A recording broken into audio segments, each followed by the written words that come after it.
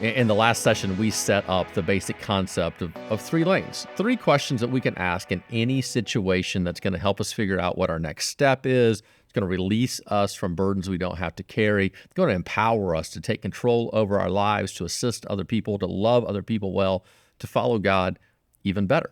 And the basic concept that we said is we need to look at what is the CIA. What's mine? What's theirs, what's God's? We draw those columns, we get that idea in our head, and then we say, okay, of what's mine, what is it that I control? If it belongs to them, if it's theirs, then I can't control those things. I get to influence them, and then some things are just God's things, and those are the things that we have to accept, to trust God in His sovereign design of who we are and say, okay, that's how it's going to be. So in this session, we want to really fixate in on what I think really is the most important question. What's mine? And this is a question of control. And control is something we absolutely love. Matter of fact, we try to take control of things that we don't even control. I tell the story in the book about how if you're rolling dice and you're trying to roll a higher number, psychologists have shown that we will actually roll the dice harder. Whereas if we're trying to get snake eyes, we will very gently roll the dice. Obviously, it's all left up to chance. We can't control that in any way whatsoever. But subliminally to ourselves, we think that we can impact the outcome by how hard we roll the dice. That happens not just in games, but in every area of life.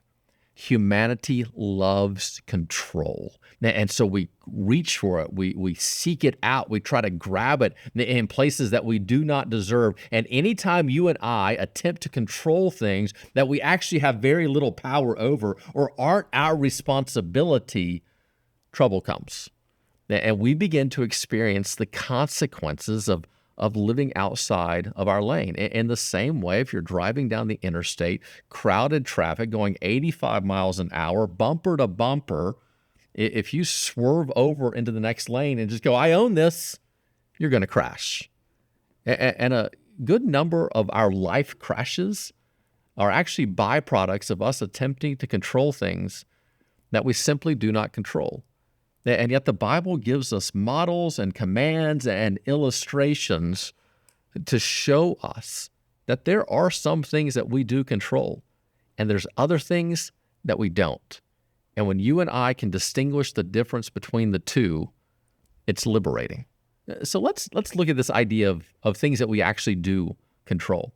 In Psalm 51, we have this famous passage where David has committed this atrocious sin against multiple people, and now he's suffering the consequences of it. It's going to lead to the death of other people, the death of a child, the shame, the embarrassment. This man after God's own heart has now sinned. And Psalm 51 shows us his response now ultimately to that sin. And it's a great contrast to what we saw in the previous session with Adam and Eve. Whereas Adam and Eve sinned, and when confronted by God, they hid, they blamed one another. They tried to refuse any responsibility or any control. In this instance, having done so poorly, now David actually does well, and he takes ownership of something that is actually his. He takes control of what's mine, and it's a great example. Notice this famous text. Psalm 51, beginning of verse number 1.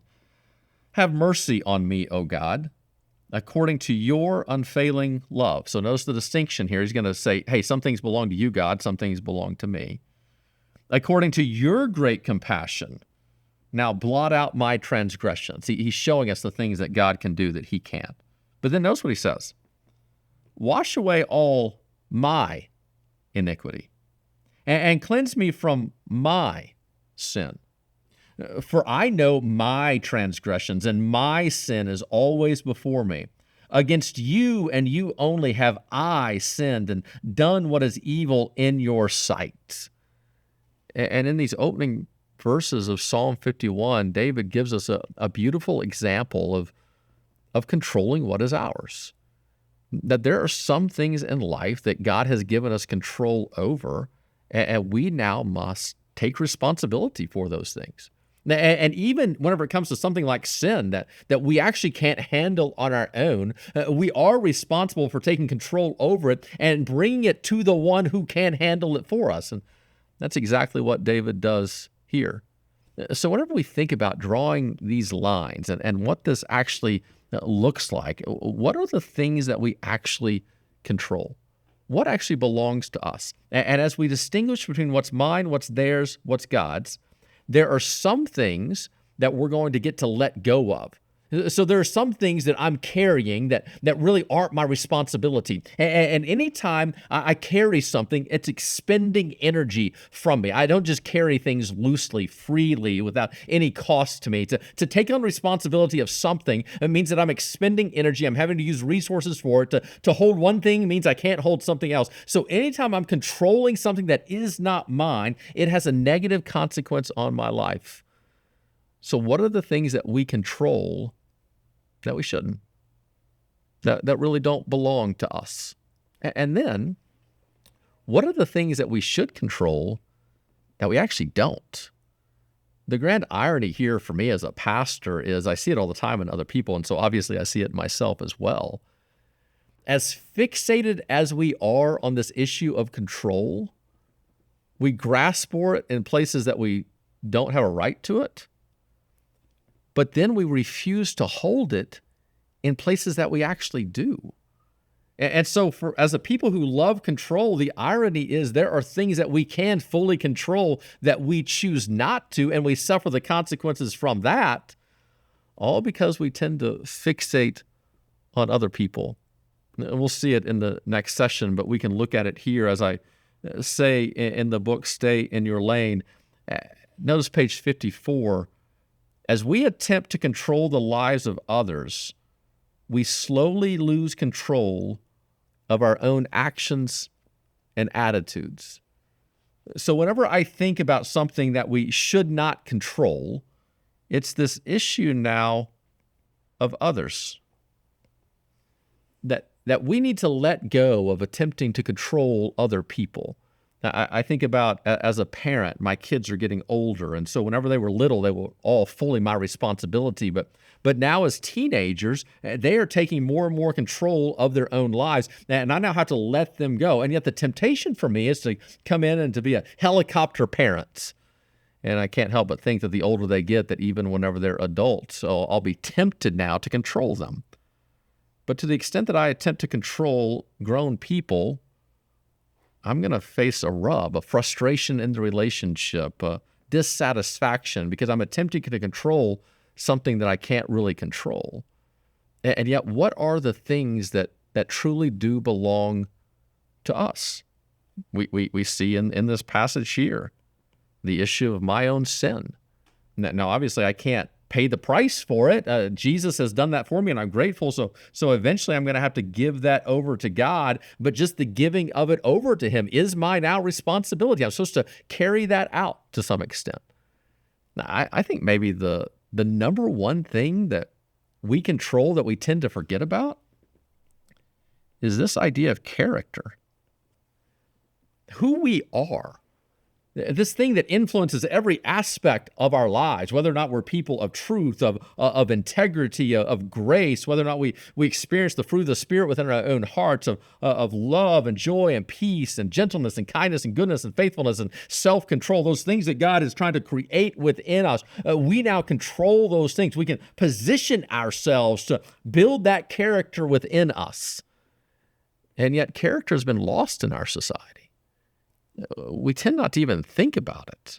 We think about money and power and fame, and yet this core ingredient, this thing that we will carry into every room, that will be defined in every situation, that we fully control, character, our character, we don't think about. We let go of it. And here's what happens. When you and I refuse to own and put in the what's mine column character, you know who ends up getting that? Other people. And so we're shaped by media, celebrities, athletes, and literally our hearts now are being directed and formed by these people that we really haven't made a conscious decision about.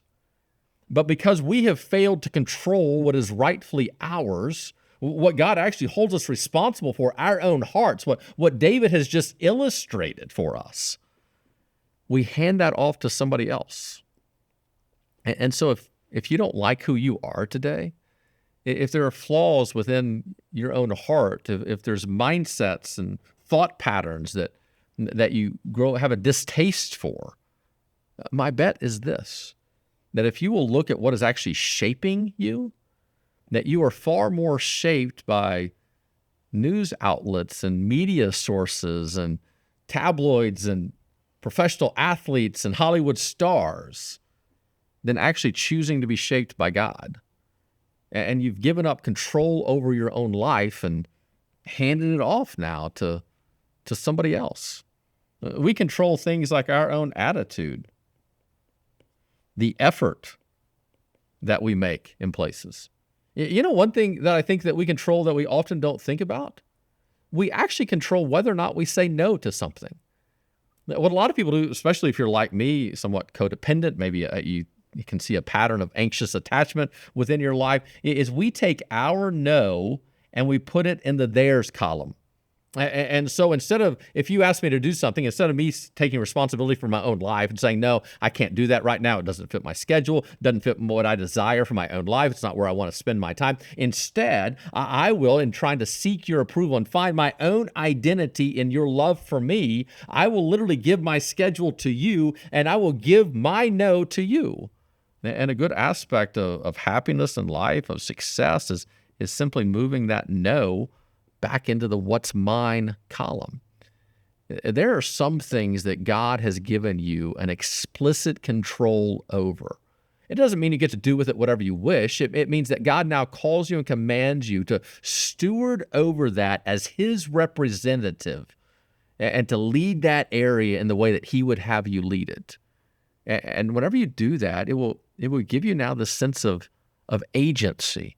It will lower your anger. It will empower you, even in situations where you feel somewhat confused, you don't know what your next step is. If you will define what's mine in that individual situation and fixate on it, you will, in fact, worry less, love more, and get things done.